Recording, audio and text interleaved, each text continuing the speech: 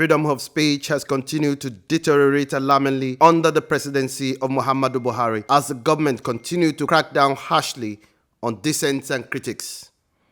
It is becoming a trend for governments to charge their critics, particularly journalists, bloggers and activists, with treasonable felony. It is equally disturbing that judges handling such cases are either denying the defendants bail or imposing stringent bail conditions, while also looking away when governments willfully disobey court orders for the purpose of keeping citizens in detention. Questions are being raised as regards this trend, whereby courts are being used by the state and federal government to suppress the fundamental rights of citizens. Legal analysts have stated that stringent bail conditions represent an infringement on liberty and are to an extent inconsistent with the fundamental principle of the presumption of innocence. Has the justice system and the Nigerian constitution become a solemn mockery? Civil rights and institutional reforms advocate Segun Awosanya, SEGA, shares an insightful perspective with SaharaTV Countermeasures.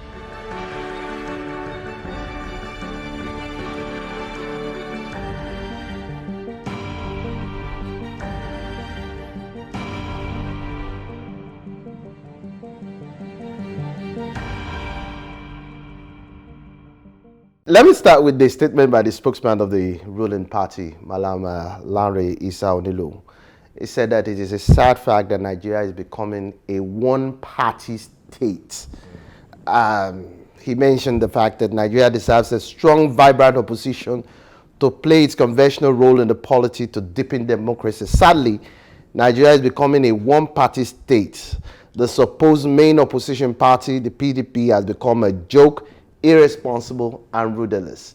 What's your view on this statement? What's your take on this statement of this book? I think the statement itself is poetic, and it explains and illustrates the unethical hedonism that we have in the country. You know, people are given to heuristics, you know, where people just do as they seem, as it pleases them, you know, around in the country. And also because of the social construct that the public themselves have imbibed over time, thinking that it's only politicians that has the job of holding government to account, you know, where they diminish or denigrate the position of the citizenry in the polity of the nation.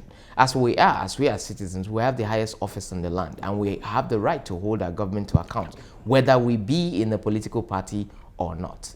And being in a political party doesn't actually rob you of your citizenry or your right to hold the government to account. It actually makes you more in tune with the change or with the progress of the nation, and for you to be able to raise your voice when things are not actually going according to plan.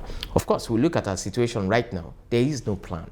You know, everybody does what seems right in their own eyes, and then we have what they call the identity politics of hate, where anybody can wake up one morning with aggravated irresponsibility and lock up anybody who says anything that they do not like. And so that's precisely what we have in the country. And once you're speaking out, like, you know, against government, and not really against government, against evil policies, against policies that are inimical to the people, they begin to mark you, you know, as someone to watch out for. And if you have anything to do with politics, they begin to shop for offenses to tag on you, you know. And so that's what we have. But again, populism or identity politics of hate, it thrives where the opposition is weak. The PDP, as it were, you know, has not been living up to expectation.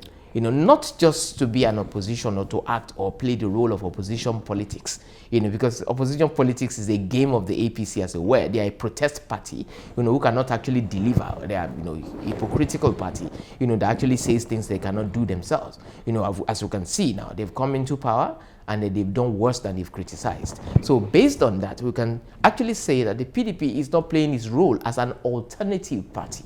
It's supposed to be a shadow government at this point in time, where they begin to put correction to the things that these people are doing wrong.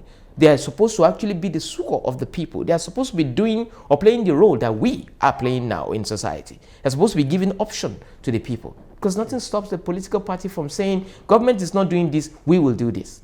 But now they've gone so transactional that they are not going to do anything unless there's money on the table. And that's exactly where we find ourselves. So because our political parties are not doing the right things, or they are not hitting the nail on the head, we citizens need to bring ourselves together and begin to speak as one, pending the time we have a policy that will back up an independent candidacy. It's quite sad. Part of the statements he made has to do with the fact that even the PDP and their minions have, in the name of opposition, continue to distract the government and Nigerians with their post-election delusions, last year's fixtures, conjured rifts in government circle, and of course, the lowest of it all, the pathetic ancestral jubilee of Sudan malicious tale, among the other fake news, including the proposed wedding, so to say, unquote, of Buhari. I mean, doesn't that tell you that there's so much distractions in the country itself, from the opposition itself? Well, like I said, most of the statements that you're reading from those people are actually distractions. I call them surplusage. They have nothing to do with us. Whether the president decides to marry 52 wives is his problem. It's his personal problem. It has nothing to do with us. What we demand from the president is good governance, is the respect of the rule of law. These are the things that we are hitting on. We don't really care if he decides to take a second, third, fourth, fifth wife. It has nothing to do with the polity of the nation. It has nothing to do with the citizenry. It's not going to stop the economy from plunging. It's not going to stop. It's not going to give value to the naira. So, and also pointing fingers and accusing people of spreading information. Of course, these people are the worst of clan of hub. To point fingers, because we know what they do, or we know what they've been doing, and we know what they did before they got to power. How much lies they spread, before they are able to actually denigrate the government to the point that every lie that they put out or they proliferated have become true in the eyes of the people who don't really know what is going on. And right now, our governance, our polity, there's no direction as to why. So these are not the kind of statements we expect from people who belong to the ruling party, other than this is the direction we're going. We have just moved from the phantasmagoric change into the next level of doom. So we don't actually know precisely, what plan they have for the future of Nigeria. The future of our children is actually in danger as we speak, because right now, all we see is their attempt to probably tax us into prosperity, because every single thing that they do is an attempt to take from the people without giving anything in return. So this is where we find ourselves. Let me also take this one of the statements he made, that our age-long corruption and impunity challenges is no longer the norm. Do you agree with that? that our age-long corruption and impunity challenges is no longer the norm. Could we assess the present APC-led government from that perspective? Sometimes when you tell lies and you believe your own lies, you become so delusional that you actually don't know the difference between reality and apparition anymore. So I think that's one of the reasons why we find such statements coming to bear, because people like that, who are supposed to be confined to some public health institutions where they need to have their brain checked for the kind of stuff that they spill, should not be given the microphone or the audience whatsoever to be spilling such things, because what they are saying is far from reality. We have a government who have not done one single thing that he promised in over 4 years. So what exactly are you saying is no longer the norm? The level of fraud in government and the level of aggrandizement within government, the level of impunity has risen beyond measure. So what precisely are they saying is no longer the norm? They have actually redefined the norm, because impunity is everywhere. Police are as bold as ever. The closest authority to us, they are robbing and kidnapping people and demanding money. So what exactly is he talking about? He needs help. Nigerians should go fund me, should pull up funds together and help this guy. Interesting. Talking about the rule of law, in recent time, the APC-led government has actually begun a clampdown on dissents and critics, especially those who are critical towards government. And we have the recent case of Awosanya Sowore, the former presidential candidate of the African Action Congress. I know a lot has been said about this, including the fact that the government continued to disobey court orders, and when the court orders eventually favors them, We have these stringent bail conditions, and people begin to wonder, is the Nigerian judiciary under siege? What's your view on this? No doubt, the government of the day, I often call them the aberration of now, they are not exemplars of political perfection, and based on that, you find that most of the things that they are doing are based on the vestiges of the military interregnum.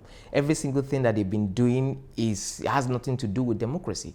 It is an attempt to actually abort us from the womb of democracy. So not obeying the rule of law, subjecting the arms of government, to servitude of the executive, both the legislature and also the judiciary now, they are no longer autonomous. And based on this, the rule of law is not obeyed, it's not respected, it's not regarded, it has been subjugated. And because of this, we have what we have today. So I really wouldn't say that we're actually in a democracy right now. I would say we're in a pseudo-democracy. And it is until the people say enough is enough, we'll continue to have this. How do you mean when you say no, that we are in a pseudo-democracy? Pseudo-democracy, it is not actually... While others are actually saying that Nigeria is actually tending towards authoritarianism. When we say pseudo-democracy, it's something that looks like democracy, but it's actually an autocracy. So it is not a government that actually fends for the people. It's a government that tries as much as possible to subjugate the people, to use poverty as a weapon, to destroy the people's will and spirit to the point of servitude, where they will not be able to stand up for their rights, but be seeking or running after what they're going to feed on. Right now, as of yesterday, Nigerians are living under 600 naira per month, or per day, sorry. 600 naira per day, that's less than $1. So far less than $1 than before. So you can see the level of poverty. So when something happens and it's affecting everybody, rather than for someone to stand up and say, we need to look into this, nobody wants to speak because they are trying to protect their own interests for self-preservation. So this is exactly what is happening. This is exactly what they want to happen. But active citizens are not going to, be cowed on this. I have continued to speak, and I will continue to speak until they decide to say they are coming to break down my door and arrest me as they've done to other people. We are not afraid of that because we are determined to ensure that our children does not inherit this madness. Madness indeed. Let's look at the stringent bail conditions and that has been slammed on Mr. Moyle Shore, for example. I mean, it has been described as an infringement on his liberty, and is consistent with the fundamental principle of the presumption of innocence. What's your view on this? I believe it speaks for itself. Recipsa locutor, as they say. There's no way you're going to incriminate someone, based on something that is not even written down in any law. There's no law in this country that criminalizes the word revolution. So there's no point we having a prolonged case with the detention of Omoyele Sowore with stringent bail conditions based on the use of lexicons. So I don't think, we're a serious nation. I don't think we even have a judiciary that functions. Because if we do, this kind of case should not even stay 25 minutes in a court before it's thrown out. So the question of stringent bail conditions should not even arise. Because which law are we looking at here? What is the term of reference of this? Because the same terms that were used have been deployed by these people in government before. Even backed with force, backed with army on ground to kill. So what exactly are we saying? So this murderous hypocrisy that we have, as driven by the identity politics of hate, is disturbing. And it is worthy of evaluation. Nigerians should be awake to all those things, should wake up to their responsibility and see what exactly their country is becoming. Let me get your view on this. Some time ago, the Chief Justice of Nigeria, Tanko Muhammad, actually said that the judiciary under his watch will not tolerate disobedience of subsisting court orders. In fact, he described disobedience of court orders as creating anarchy. But what we've seen in recent time by governments and government agencies like the SDSs, the SSs, and others, and other security forces, has been blatant disregard for the rule of law. What should be done to salvage the Nigerian judiciary at this time? A people that is devoid of evolution will always be enslaved to their nature.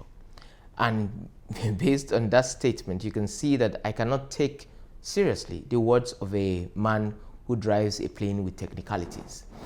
So I really don't want to hold with a pinch of salt anything that he has to say, because he's a man under authority. There's a reason why he was there in the first instance, because when we look at capability, when we look at competency, when we look at conscientiousness, when you look at clarity, when you look at perspicacity, he doesn't have any of these things. This is a man who claimed or alleged that the termite decided to have a buffet with his certificate, and now he's the one presiding over, Supreme Court. So what precisely do you think you will say that you'll be able to hold, to take to the bank? There's nothing to hold on to. Because what he's saying is what is precisely happening now. The rule of law is not being obeyed. Nobody cares about the rule of law, and they will sanction it. These are rubber stamps within the system. And we should know this already, because we are under an identity politics of hate. We are under populism where anything goes, where they are trying to now transmogrify our democracy and make it into a fiefdom, create a fiefdom out of it, and do as they please within that conundrum. And that's precisely what is happening now. Finally. So this is what we have, and I'm glad it's happening now in the lifetime of most Nigerians. So they have actually tasted tyranny. They have actually, because a lot of people did not know what tyranny was, so they now see what it is. And now they know what they were enjoying in 2015. At least it wasn't perfect, but it was something, but they now know what they have now. And then when they are beginning to see the picture of what could be, then they will be able to know how to make a proper choice and stand by their choice after elections.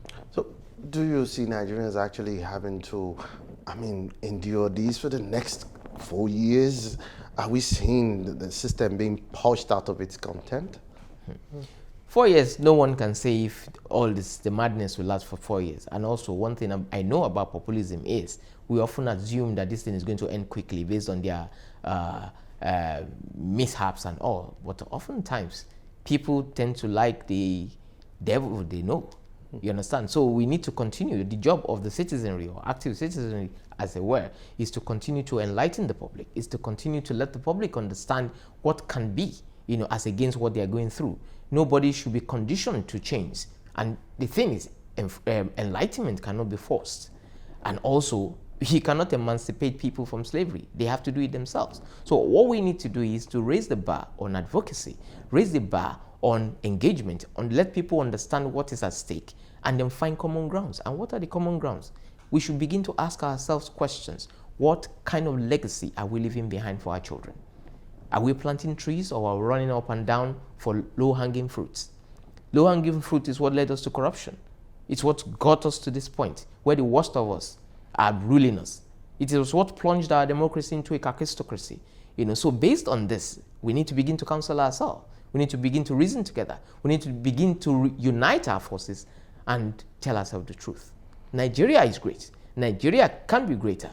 Nigeria will be the most desired country to live in the world very soon. But it won't happen unless we activate the active citizenry and we raise new leaders, transformational leaders, and enlightened followers who are difficult to rule, easy to govern, and impossible to enslave. Mr. Segun Awosanya, we've always appreciated your insightful analysis and the perspectives. Thank you very much.